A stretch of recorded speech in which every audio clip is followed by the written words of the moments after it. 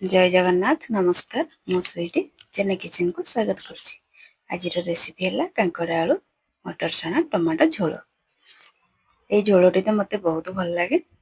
ये झोलटी भात सांगे हो कि रुटी सांगे हो सबुथ भल लगे। मोर जदि रेसिपीटी जदि भल लगी थाए ताले लाइक शेयर कमेंट सब्सक्राइब करदे। आसतु देखा मुझे मटर कांकड़ आलू टमाटो झोल प्रस्तुत कली। प्रथम मु कांकड़ आलू को धोईकी काटिदेली। तापर एपटे गोटे कड़े बसईदेली। कड़े जीरा सोरिष से पुणी मु बिना पियाज रसुण कांकड़ आलू मटर चना टमाटो झोल बनैबी। देखो जीरा सोरिष दालचीनी आउ लवंग तेजपत्र देदेली फुटण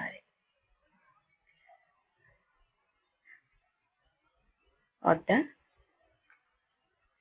सब भाजी है मुझे बाहरिया मसला किसी ऐड करनी खाली जीरा लंका पाउडर घरे मसला रे बनी कांकड़ आलू को देदेबा। मटर को मध्य देदेली।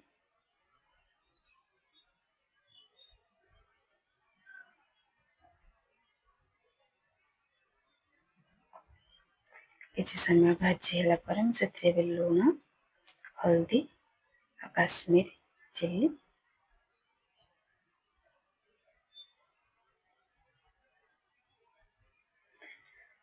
आ सुखिला लंका जीरा किसी गोटा मसला भाजी देवा आम गुंड कर बाहर मसला किसी व्यवहार करना ना।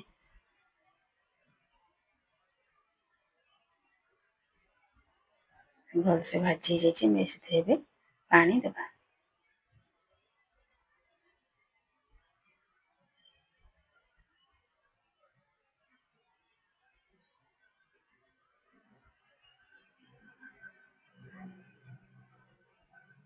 पानी देगी किसी समय घोड़े छाड़देवा।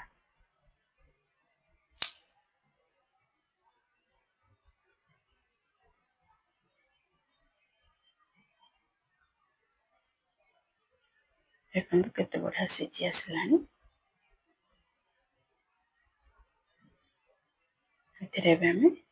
धनिया पत्र को देदेवा।